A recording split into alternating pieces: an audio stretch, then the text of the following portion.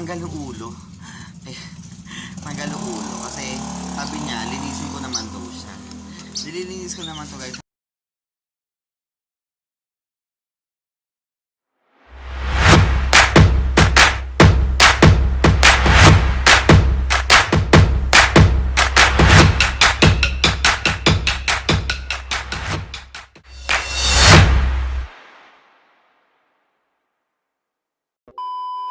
Hi there mga ka-bird friends! Kakagising ko lang guys. So, kanina pa ako dilat. So, ngayon ako nag-video para naman di masyadong may muta sa mata.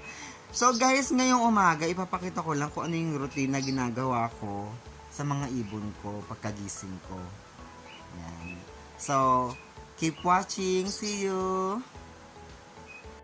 So guys, ang una natin gagawin pag umaga, lalo na pag bagong gising ako, bukod sa pagkakape, ginagawa ko, nagmi-mix muna ako ng food nila. I use this syringe siya pagpapakain. Tapos, syempre, maligamgam na tubig. And yung formula ko, syempre walang tatalo sa sakto formula. And then, bukod sa sakto formula, since complete naman na to ng mga vitamins and then mga nutrients na kailangan ng ibon, hindi pa rin ako nagpapakakampante. So, gumagamit pa rin talaga ako ng probiotics. Live probiotics para sa immune system ng ibon at saka sa pagpapatibay ng katawan. Aside sa pagpapatibay ng katawan, yung pangpapatagal nila sa paglipad and yung hindi sila mabilis mapagod. So, ayun, i-mix ko lang. Wait, nawawala yun. Natanggal yung ulo. Eh, tanggal yung ulo kasi sabi niya, linisin ko naman daw siya. Nililinis ko naman to guys. Sabi ko, nakawala siya. Oh my God, nabuksan niya yung kulungan.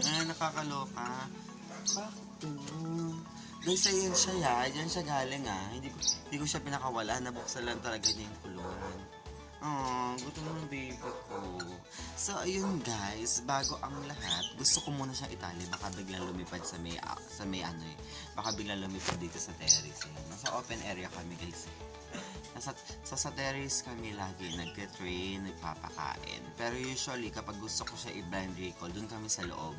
Kaso kasi may mga bisita kami ngayon, kaya bawal mag-ingay, tulog pa silang lahat. So, we will right back guys. Itatali ko lang tong si Oxley. I-post muna natin. At nagbabalik kami. Tinali ko lang talaga siya kasi guys, nakakadala na mawala ng bird sa totoo lang. So eto na, ginagawa ko una. Sa umaga, di ako nagpapakain ng sobrang dami. Ang ingin ng motor. Sa umaga, di ako nagpapakain ng sobrang dami. So I usually use 60cc or 60cc for my 5 birds sa pagpapakain sa umaga. Let's take one. Wait lang, lagyan natin na konti. Ay, 2.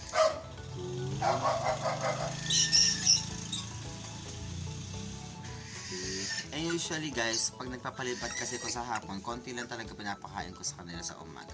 So let's make it 70cc. Tapos syempre yung takal ko lang yung food. Meron ako dito pang takal ng gatas. Ayan, ang takal ng gatas. Usually 2 ganito lang ginagamit ko. Ayan, pinagtimpla pa ako ng kape guys. Syempre bago ko magpakain ng ibon, magkakape din ako. Tapos ito pa. So, 2 lang. 2 punong-puno. Tapos, okay na yun. Then, i-mix ko lang siya.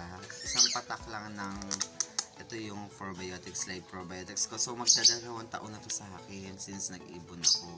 So, ginamit ko to simula nung nagkaroon ako ng eclectus. Kasi ang hina ng eclectus sa immune system. So, kailangan nila to pag baby pa sila. So, ginagamit ko to patak lang. Then, so, let's make it cook. Ayan, 2 patak ng probiotics para sa pagpapakain ng ibon. Then, mix. Ayan guys. Mix ko lang siya. So, since mainit pa naman to, palamigin lang natin ng konti. Ang ingay ng motor. Palamigin lang natin ng konti. Palamig lang konti. So, maya tayong papakain. So usually guys, ang inuuna kong pakainin is yung hindi ko pa masyadong nire-recall or yung baby pa. So hindi ko pa masyadong pinatrain palipad. Ayan, so mamaya ang unahin natin syempre yung kakati. Kasi yun pa yung hindi ko masyadong tinatawag kapag ka magpapalipad or kapag nire-recall. So magbabalik kami guys, papalamigin ko lang to ng konti at ihigop lang ako ng konting kape para naman magkaroon ng laman ng cheese, mura ako. So bye, babalik kami. We're back! So ngayon guys, ang una ko papakainin yung bago kong tail na albino I guess. Kasi red eye siya, tingnan po, red eye siya. So eto, so usually kapag nagre-recall ako ng ibon or kapag nagpapakain ako, baby man o hindi, I usually use tito. So natito ako lagi para alam nila na pagpapakain din sila, may tumatawag sa kanila, which is good sign. Ayun, napaka-active niya guys. Ito. Ay, lumilipad na siya. First time ko siya nakitang nag-jump sa akin. Nag-jump na siya. So, delikado na to guys. Kapag magpapakain tayo, bawal na tayo magpapakain sa labas. Kapag bago-bago lumilipad yung ibon. Kasi wala pa tong control. Wala pang control yung paglipad niya. So, kita nyo naman dito lang siya dumapo kasi yun lang yung naabot niya. So, ako dire-diretso ako magpakain kapag baby pa kasi hindi ko muna sila masyadong ginuguto. Nakakaawa pa kasi. So, nag-i-start ako mag-recall kapag talagang fully wind na sila or kaya kapag talagang lumilipad na sila. So, ngayon, walk-walk recall muna. Pahabol muna ng syringe. And yun lang para muna kay Rapi. Then kukulong ko na ulit siya. Hindi ko muna siya masyadong hinahawakan kasi ayoko baka malamog. Pag nag-banding ko naman ako na ibon, talagang banding, talagang lamog. Hindi lang. Hinihimas-himas ko lang na ganyan. So, kanina si Oxy sa balikot niya yun, hindi na siya. Ayun, nasa si Oxy. So, tapos na si Rapi. Next tayo dun sa mga alves na makukulit. Babalik ulit ako guys. Kukunin ko lang sila. Ayaw niya ma-post.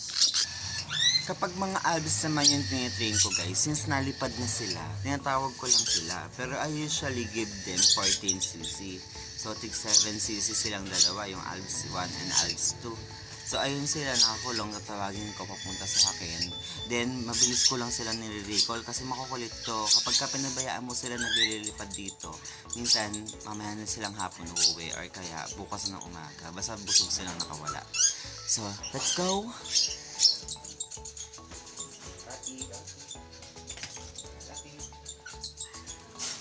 So, ayun. Ganito pala sila tinatrain, pakapakain lang, then ayan, konti lang yung subo. Tapos kapag natawag ko nila sila na natawag, okay na yun. And so ano na doon, natutuwa na ako doon kasi ang alves makulit. Unlike yung alves 1, ito nasa harapan, di yan makulit. Ito yung makulit, ito nasa likod, yung alves 2. So yun lang ginagawa ko. It was at this moment that he knew. He fucked up.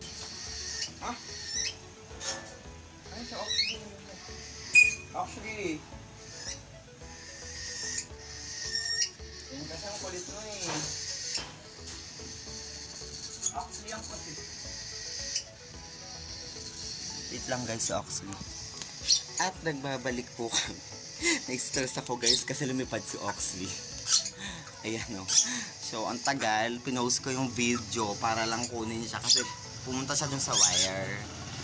Pumunta siya sa wire. Pero dito lang naman sa harapan namin. Kaso, guys, alam nyo naman, takot talaga akong pakawala dito sa lugar namin. Kasi yung mga bahay dito is dikit-dikit. So, pag lumipad yung ibon mo dito nang hindi talaga nila pa ganun kabihasa yung place. So, malaki yung possibilities na maligaw sila. Kasi nga ang laki, mas kakamukha yung bahay dito kasi isang platform lang yung bahay, isa lang yung itsura lahat. So dikit-dikit pa, kaya hindi na talaga ako nagpapakawala dito guys.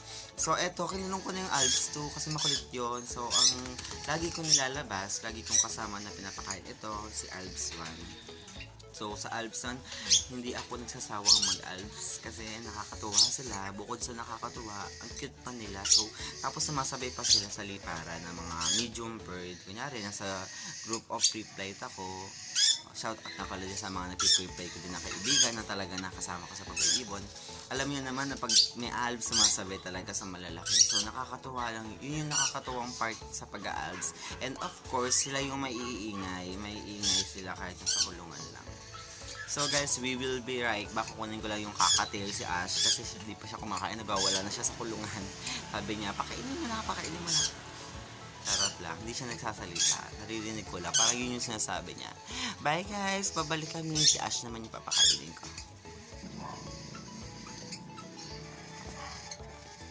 At nagbabalik ulit kami. Ayan po si Ash, nakain na.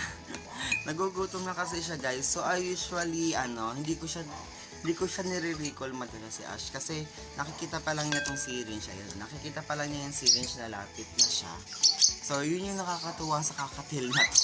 So, thank you sa nabilhan ko nito kasi simula nung nabili ko siya, free flight na siya. So, hindi na ako nahihirapan na i-train, hindi na ako nahihirapan na bigyan siya ng oras para lang mapasunod. So, pinagpatuloy ko lang hanggang sa, ayan, tingnan niyo po, napaka masunurin yan. Ash, ikot daw, ikot. Ikot, isa pa, ikot. Diba? Nakakatuwa siya. So, ginagawa ko lang sa kanya is, ayun yung perch niya, din yung nakikita. Ayun yung perch niya, ayan yung perch niya, guys. So, from there, always ko lang siya nare-recall papunta sa akin. Wala na yung mga descending, wala na yung mga ascending. Kasi alam niya na yun. Kapag pinakawalan ko siya sa labas, alam niya na kung paano siya babalik. Saka hindi siya masyado lumalayo. Kung saan lang talaga ako nagpalipad, dun lang talaga siya napunta. So, ayan na, dun siya. Recall ko, Ash. So, mabilis lang siya natatawag. So, binibigyan ko siya madalas 15cc sa umaga. Tapos kasi mamayang hapon, magpapalipad tayo. Hindi ko sila masyadong binubusog. Usually, kumakain to si Ash ng 20cc. Kaya niya ubusin yung 20cc sa isang kainan lang or sa isang upuan lang. Si Oxley din, hindi ko rin masyadong re-recall ngayon. Kasi pag na-recall ko si Oxley, maingay ako. Puro Oxley. Puro ganun. Kasi minsan may topak po yung mga African Grey. Si Oxley, ko lang siya, papakainin ko lang siya. I usually give Oxley 50 to 60cc, pero pag pinapalipad ko siya sa hapon, 40cc is enough sa umaga para sa pagkain niya. So, kita nyo naman, isang straight na lang niya yung 20cc. Another 20cc pa para kay Oxley.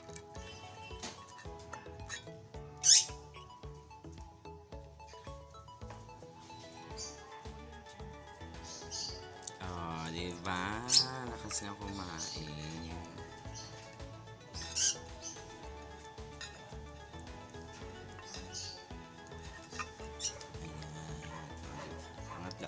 Diba?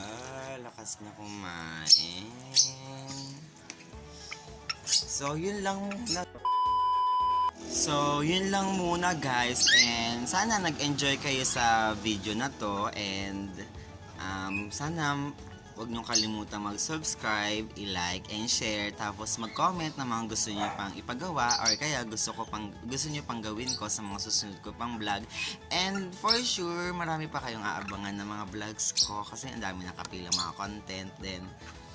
Sana supportahan nyo kami nila Oxley, nila Ash, and yung mga dadating ko pang ibon, yung mga soonest ko pang magiging ibon. And yun lang guys, God bless, happy bird keeping to everyone, and my God, inubara na niya ako. And ingat tayong lahat sa COVID-19. Tapos pakatatag lang kung ano man yung hinahanap yung problema sa buhay. Fight lang kasi problema nandyan lang yan. Ang kailangan natin solusyon. So sa atin lang magsisimula yung solusyon na gagawin natin para sa mga problema. And yun lang guys. Ingat and God bless. Bye!